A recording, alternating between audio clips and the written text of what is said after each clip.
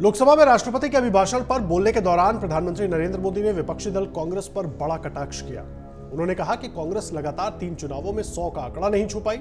ये तीसरी बार कांग्रेस का सबसे कम स्कोर है। अच्छा होता कि कांग्रेस जनता के इस फैसले को स्वीकारती। कांग्रेस और उसका इकोसिस्टम दिन रात हिंदुस्तान के नागरिकों के मन में ये बैठाने की कोशिश कर रहा है कि उन्होंने हमें हरा दिया। पीएम मोदी ने कहा कि ऐसा क्यों हो रहा है। राहुल के हिंदू वाले बयान पर भी पीएम ने निशाना साधा। कहा कल जो हुआ उसे कभी माफ नहीं किया जा सकता। आपको सुनवाते हैं। आदरणीय सभापति जी, गंभीर बात है कि आज हिंदुओं पर झूठा आरोप लगाने की साजिश हो रही है, गंभीर षड्यंत्र हो रहा है।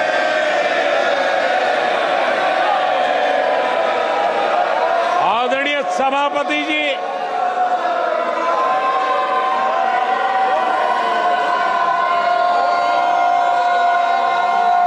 आदरणीय सभापति जी,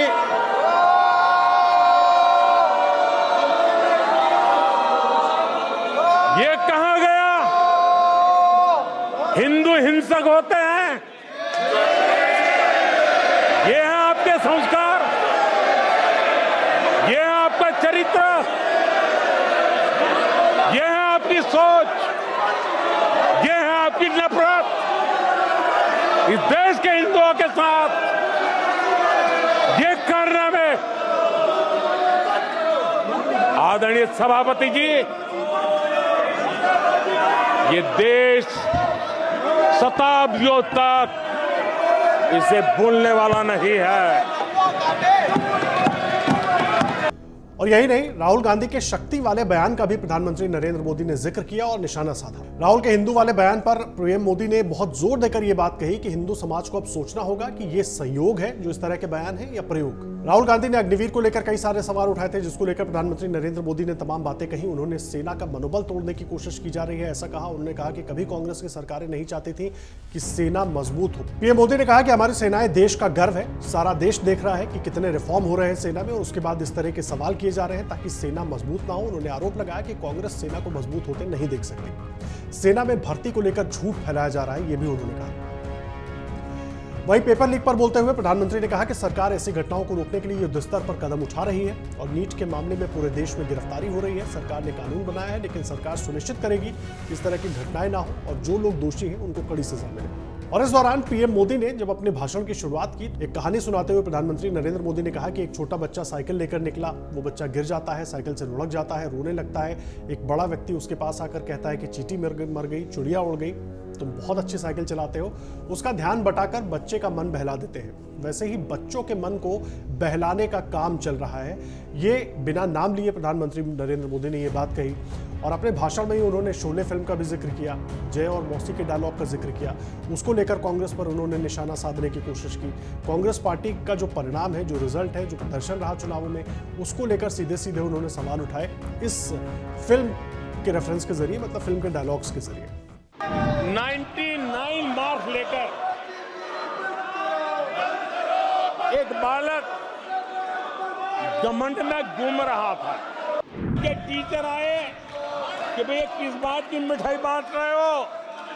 ये 100 में से 99 नहीं लाया, ये तो 543 में से लाया है। कांग्रेस के नेताओं के बयानों में